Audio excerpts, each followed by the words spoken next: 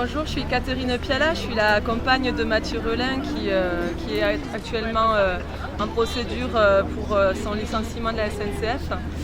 En fait, moi je voulais juste intervenir parce que c'est une situation qu'on vit depuis quasiment 1 an et on sous-estime souvent la violence que ça représente d'être dans le cadre d'une procédure.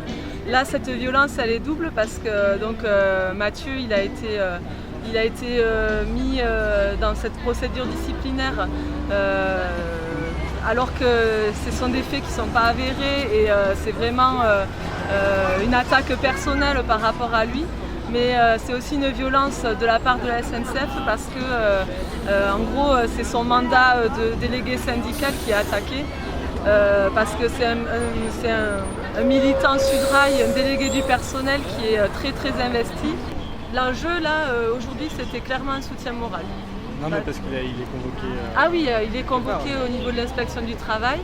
L'enjeu c'est réexpliquer de la manière la plus claire possible sa situation à la SNCF et montrer que la sanction qui a été décidée par la direction, en gros, c'est pas une sanction logique par rapport aux faits réels, quoi. C'est-à-dire qu'elle est complètement disproportionnée parce qu'il a quand même fait de la garde à vue, hein, mais en gros, il a été mis en garde à vue alors que le contrôleur qui a porté plainte pour lui pour menace a retiré sa plainte le lendemain.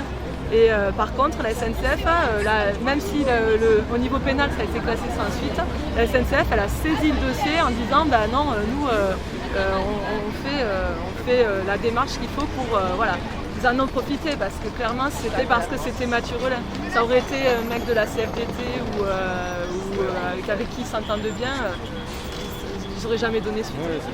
Voilà. Donc l'enjeu c'est réexpliquer clairement que c'est disproportionné et qu'il était en grève, donc pas soumis au pouvoir disciplinaire de la SNCF pour que la radiation n'ait pas lieu. C'est la hiérarchie de l'inspectrice du travail qui a vu Mathieu déjà et qui a rendu sa décision en décembre. Donc c'est sa hiérarchie qui réinterroge Mathieu, réinterroge toutes les personnes qui ont eu quelque chose à faire dans le dossier. Et donc cette hiérarchie-là, elle va monter un dossier qu'elle va présenter normalement au ministre du Travail. Donc il va être nommé cet après-midi. Donc on ne sait pas encore à quelle sauce va être mangé Mathieu. Voilà. Ça va jusqu'au ministère, quoi. Ouais, c'est comme pour le salarié Air France qui avait arraché la chemise. Même si clairement dans toutes les vidéos et compagnie, il n'y a aucune preuve que c'est lui qui l'a fait. C'est quand même Myriam El Khomri qui a validé sa radiation d'Air France en dernier recours, alors que l'inspection du travail avait invalidé la décision d'Air France et que c'est un peu la même procédure, quoi. Et donc, pardon. Ouais. C'est toujours pareil, c'est le système de répression. On prend un délégué syndical et on fait un exemple avec ce délégué-là. Et là, vu les projets de Macron, hein, en gros, on a vu la loi Macron avec les autocars Macron et compagnie. On se doute qu'il est à fond pour la réforme ferroviaire et casser un peu plus encore le service public ferroviaire. Donc on ne s'étonne pas trop que ça se passe à la SNCF non plus. Tout est lié en fait. Ouais, mais donc la décision soit prise par un ministre en toute fin, c'est quand même, ça prouve que c'est politique. Clairement, oui, clairement. S'il n'y avait pas eu, il y a quand même 400 cas de répression syndicale à la SNCF. Donc il y a eu 300 CGT et 100 Sudrail. Depuis par rapport au mouvement de la loi travail. Donc 400 cas, c'est une vague de sanctions. Alors ça ne va pas tout jusqu'à la radiation, hein, bien évidemment, mais c'est une vague de sanctions disciplinaires qui clairement n'a jamais eu une telle ampleur depuis 40 ans ou 50 ans, quoi.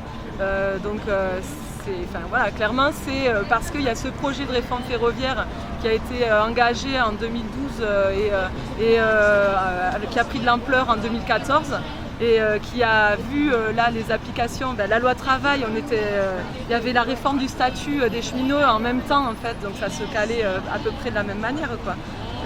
Il y a eu la réforme du statut des cheminots. Donc pareil, ils sont aussi maintenant dans une inversion de la hiérarchie des normes où c'est le statut corps par corps qui va finalement primer par rapport à un statut général des cheminots, quoi. Donc c'est les accords de branche qui priment sur le code du travail, c'est ce qu'on combat depuis 2 ans.